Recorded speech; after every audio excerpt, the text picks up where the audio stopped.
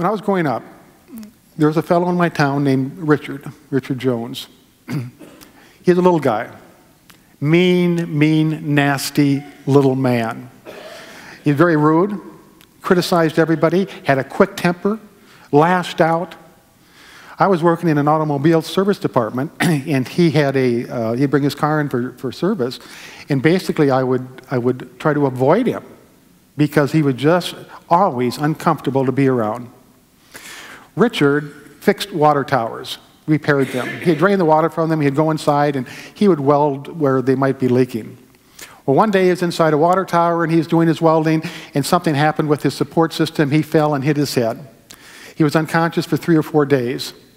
When he came to in the hospital, he had lost his memory. He didn't know who he was. He didn't know what his story was.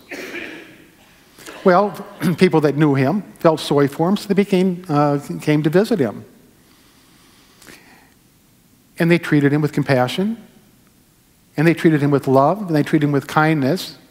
Since Richard didn't know his story, since he didn't remember who he was, since the ego's slate had been wiped clean, he just assumed that because people were treating him this way, he was a loving, kind, and compassionate person.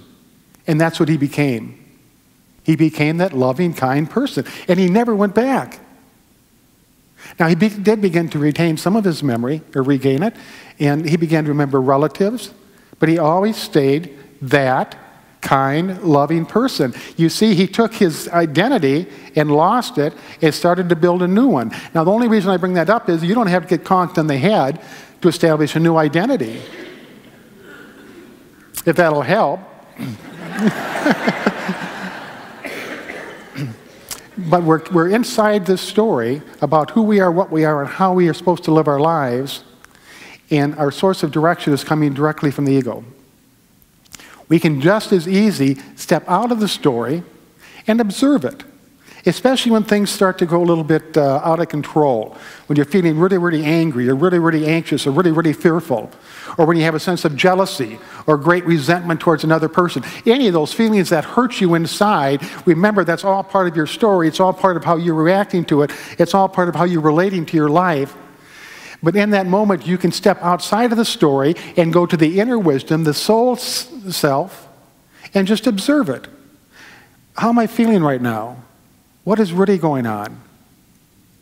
What can I do in this moment that is the very, very best for me and everybody around me? And that voice of wisdom will tell you. See, the ego is not to get rid of. It's not the enemy.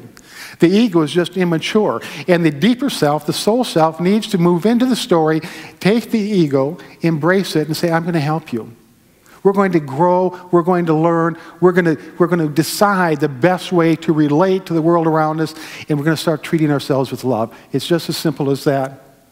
We've been taking our direction from one source, the ego, which is based on everybody else's opinions, which is like saying, world, tell me how I'm supposed to be because I don't know. The world must know better. But now we're going to that deep part of our soul, the deep part of our spirit that knows exactly how we are supposed to be. In many of those fears and that anger and the resentment and the woundedness that we incurred can be healed, can be put aside, and life can rise up to a level that you've never experienced before. It's just a matter of taking that noisy, loud, little ego and saying, everything's going to be okay. We're just going to make a few changes, and you're going to like them. So as we move into meditation, I want you to just think a little bit about those two different sources of direction you have. This identity you have, the person you think you are, this ego that directs you, but also that deeper part of you, that soul part of you. We now move into meditation.